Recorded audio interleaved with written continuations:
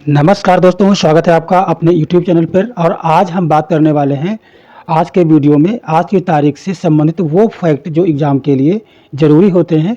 आइए शुरू करते हैं क्वेश्चन नंबर 1 से। क्वेश्चन नंबर 1 आपका है ईगल 44, जिसे हम बोलते हैं ओगब 44, किस देश का पहला भूमिगत वायुसेना अड्डा है? तो दोस्तों ये है ईरान का। अब बात करते हैं इसके बारे में। देखिए, ये पहली बात, ये पहला भूमिगत वायुसेना अड्डा है जो क्या नाम है इसका, ईगल 44 है। और यहाँ पे लिखा हुआ है ओगब 44। ये जो शब्द है ये ईरान का एक शब्द है, तो इसको आप कंफ्यूज मत होइए। ईरान की भाषा में इसे ओगब 44 बोला जाता है और उसको इंग्लिश में ये ईगल 44 बोला गया है। तो ये क्या, ये एक वायुसेना अड्डा है जो ईरान का है। और अगर इसके बारे में ज़्यादा बात करें तो अभी आप जानते हैं कि अमेरिका और इजराइल ने मिल करके ईरान पर अटैक किया था, जिसके जवाब में ईरान ने ये तैयारी की है। अपने हवाई सैन्य की शक्ति प्रदर्शन करने के रूप में इसको देखा जा रहा है। और ये हमले के मामले में प्रतिकूल लक्ष्यों को नष्ट करने के लिए लंबी दूरी की क्रूज मिसाइल से लैस जेट और ड्रोन ये अपने अंदर रख सकता है। और इन्हीं के लिए उनको सुरक्षित तरीके से रख रखाव और ज़रूरत पड़ने पर दुश्मन पर आक्रमण करने के लिए इसको रखा गया है। बात करते हैं प्रश्न नंबर 2 की। तो प्रश्न नंबर 2 है, बार्ड एक AI चैटबॉट किस कंपनी द्वारा विकसित किया जा रहा है? तो जो बार्ड है वो दोस्तों विकसित किया जा रहा है गूगल कंपनी के द्वारा। इसके बारे में और बात करें तो जो ये बार्ड चैट है, इसे क्या किया गया है, जो एक और जो माइक्रोसॉफ्ट का चैट जीपीटी था उसके प्रतियोगी के रूप में इसको विकसित किया जा रहा है। आप जानते हैं कि एक चैटबॉट जो चैट जीपीटी के नाम से है और जो एक माइक्रोसॉफ्ट द्वारा समर्थित है।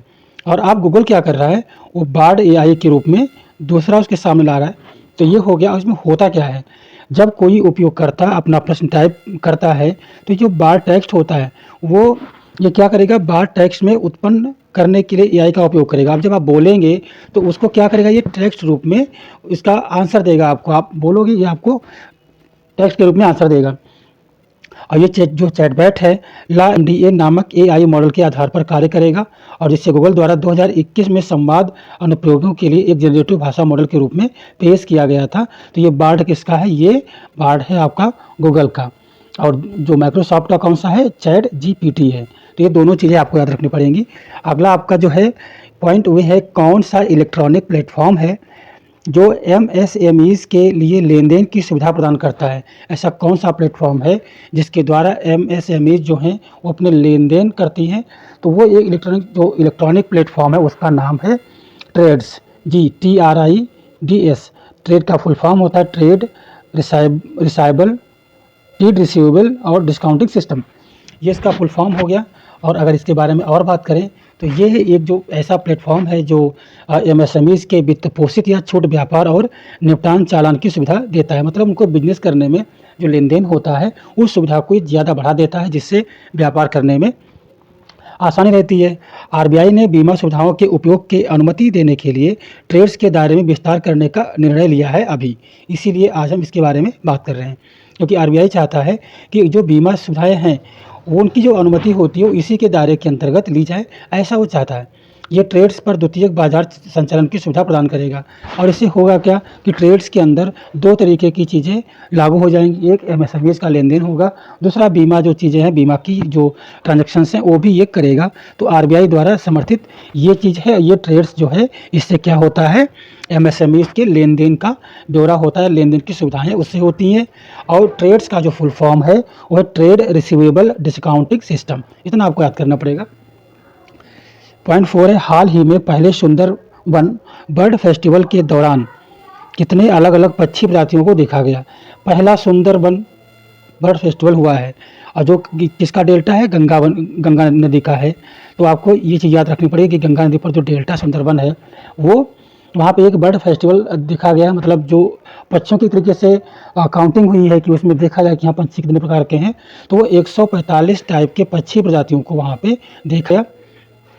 इससे पहले अगर बात की जाए तो इससे पहले जो उत्सव है आयोजन पश्चिम बंगाल वन विभाग के सुंदरबन टाइगर रिजर्व के द्वारा किया गया और जिससे कई टीमों ने सुंदरबन बायोस्फीयर रिजर्व के अंदर विभिन्न क्षेत्रों का दौरा किया। बर्ड फेस्टिवल सुंदरबन की पक्षी प्रजातियों की विविधता पर आधारभूत डेटा प्रदान करती है।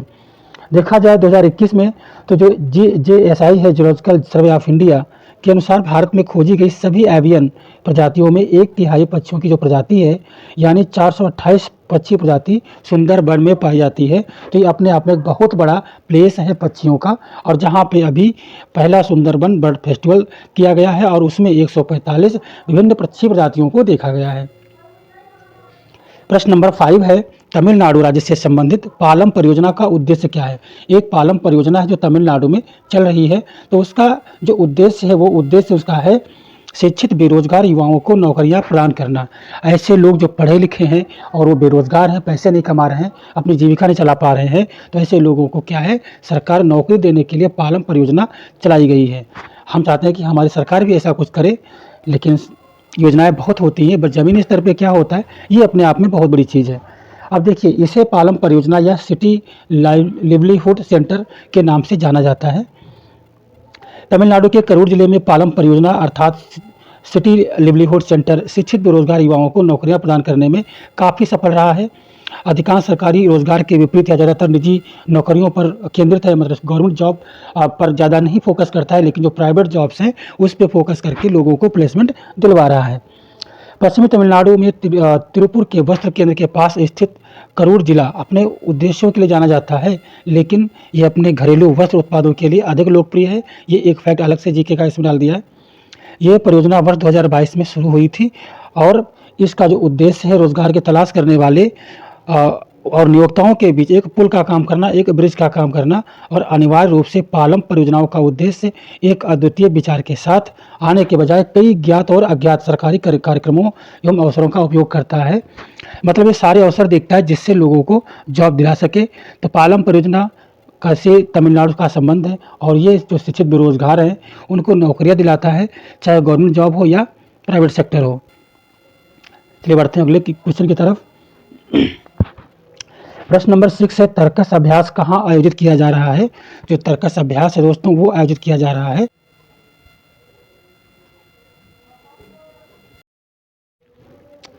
तर्कस अभ्यास कहाँ आयोजित किया जा रहा है, ये आपका प्रश्न है।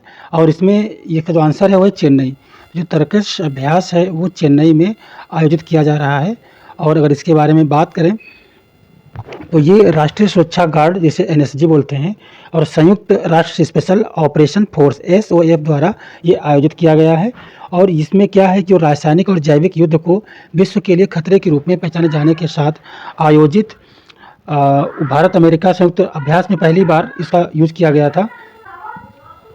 देखो, ये जो तर्कस युद्ध है इसमें सीधी सी बात है, जो जैविक और रासायनिक युद्ध हैं इनके लिए ये जो अभ्यास में तैयारी की गई है। भविष्य में अगर कभी भी रासायनिक और जैविक युद्ध होते हैं तो उनकी प्रतिक्रिया कैसे करनी है, इसका इसमें प्रैक्टिस की गई है। और इसमें जो CBRN हथियार का इस्तेमाल किया गया है, ये जो हथियार होता है सामूहिक विनाश के हथियारों के रूप में इसको वर्गीकृत किया गया है। और जिसका उपयोग 2017 में सीरिया में सरीन गैस हमले के रूप में देखा गया था। तो इस वजह से क्या हुआ कि जो अमेरिका है और इंडिया है, इन्होंने मिल करके एक ऐसा अभ्यास किया है जिसमें रासायनिक और जैविक युद्ध से भविष्य में बचने के लिए ये काम करेगा, उससे निपटने के लिए काम करेगा। बढ़ते हैं क्वेश्चन नंबर 7 के से। अब प्रश्न नंबर 7 है, विज्ञान में महिलाओं और बालिकाओं का अंतर्राष्ट्रीय दिवस का थीम क्या है। अब अभी मनाया गया है विज्ञान का जो ये थीम है इसका, ये जो मनाया गया अभी दिवस है, जो ये दिवस मनाया गया ये मनाया गया है फरवरी में, 12 फरवरी को ये मनाया गया था। जिसका थीम दिया गया था वो था innovate, demonstrate, elevate, advance, sustain ideas से आप इसको याद रख सकते हैं। हिंदी में इसको बोल सकते हैं नवाचार, प्रदर्शन, उन्नति, प्रगति और बनाए रखना। तो ये थीम के साथ में साइंस के क्षेत्र में जो बालिकाएं हैं, जो महिलाएं हैं, उनका एक पहुंच क्या होनी चाहिए, उनका फ्यूचर क्या होना चाहिए, वो इसमें डिसाइड किया गया है, इसमें बताया गया है। और ये हमेशा जागरूकता के लिए होता है। और भारत सरकार की अगर हम बात करें तो भारत सरकार इसे 2015 से इसको मना रही है, पहली बात। और सरकार ने कई प्रयास किए, जैसे अभी विज्ञान ज्योति योजना है और GATI योजना है और किरण योजना है। ये सारी योजना महिलाओं के लिए हैं जो प्रौद्योगिकी क्षेत्र में, विज्ञान के क्षेत्र में अपना सहभागिता दे सके। तो ये योजनाओं का नाम आपको याद रखना है।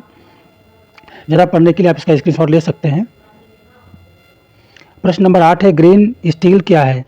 तो ग्रीन स्टील वो स्टील होती है जिसमें जीवाश्म ईंधन का उपयोग नहीं होता है, उसमें इस्पात का जब निर्माण होता है तो उसमें जीवाश्म ईंधन का उपयोग नहीं होता है। ज़्यादातर क्या होता है कि इस्पात निर्माण कंपनियों में कोयले का दहन करके इसको बनाया जाता है।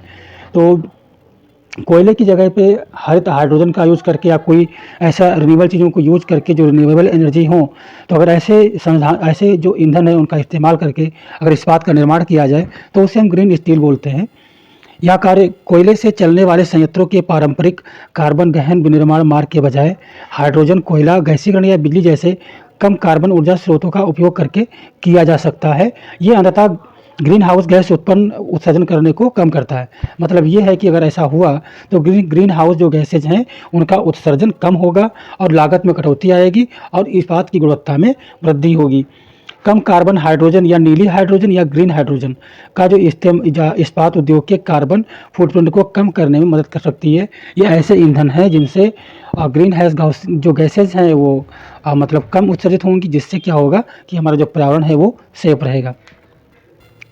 क्वेश्चन नंबर 9 है, हाल ही में प्रधानमंत्री ने महर्षि दयानंद सरस्वती की 200वीं जयंती के उपलक्ष्य में साल भर चलने वाले समारोह का उद्घाटन किया है। यहाँ एक याद रखनी पड़ेगी, दयानंद सरस्वती की ये कौन सी जयंती है, तो ये जयंती है 200वीं जयंती है और उन्होंने साल भर चलने वाला ये समारोह है, तो इसको आपको याद कर रखना पड़ेगा। और ये हमारे प्रधानमंत्री ने शुरू किया दिल्ली के इंदिरा गांधी स्टेडियम से इन्होंने शुरू किया। दिल्ली का नाम आपको याद रखना है। 200वीं जयंती है महर्षि दयानंद सरस्वती की और साल भर चलने वाला समारोह है। इनके बारे में और बात की जाए तो सत्यार्थ प्रकाश का नाम जानते हैं आप। सत्यार्थ प्रकाश इनकी एक बहुत महत्वपूर्ण रचना है, वेदों की ओर लौटो। इन्होंने ये चीज़ कहा है, वेदों को प्रेफरेंस कहा है। वेद ही दुनिया का एक साक्ष्य है, प्रमाण है, ये इनकी तरफ से किया गया और इनको पूरा जीवन जितना है वो सारा लगाया गया वेदों की सुरक्षा में, हिंदू धर्म की सुरक्षा में, देश हित में और बहुत सारे सामाजिक और इनको राजनीतिक कार्य उन्होंने किए। और इसलिए इनका जो जयंती है मनाई जा रही है 1 साल के लिए पूरा। इनकी बात करें तो ये जो शुभ अवसर है 2 साल तक मनाया जाएगा, जो कंटिन्यू चलेगा, तो ये 2 साल तक मनाया जाएगा। 12 फरवरी 1924 को जन्मे महर्षि दयानंद सरस्वती एक समाज सुधारक थे जिन्होंने 1875 में आर्य समाज की स्थापना की। इनका जो बचपन का नाम था मूलशंकर और इनकी जो रचना सबसे है सत्यार्थ प्रकाश। वेदों की ओर लौटो, सत्यार्थ प्रकाश रचना, आर्य समाज की स्थापना 1975 में। ये 1875 में ये पॉइंट आपको याद रखने हैं महर्षि दयानंद सरस्वती के 200वीं जयंती में या इनके नाम पर। क्वेश्चन नंबर 10 है, राष्ट्रीय संस्कृति महोत्सव 2023 मुंबई में कितने दिनों के लिए प्रारंभ हुआ है। यहाँ पे थोड़ा गलत टाइपिंग हो गई है, कटने हो गया है, यहाँ पे होगा कितने दिनों के लिए। तो ये हुआ है 11 से 19 फरवरी तक के समारोह के लिए हुआ है और ये भी कहाँ हो रहा है, मुंबई में हो रहा है। तो ये था आज का आखिरी क्वेश्चन। मिलते हैं अगले वीडियो में नए फैक्ट के साथ में। अच्छा लगे तो सपोर्ट जरूर कीजिएगा। मिलते हैं अगले वीडियो में नई चीज़ों के साथ में और तब तक के लिए नमस्कार, वंदे मातरम, जय हिंद।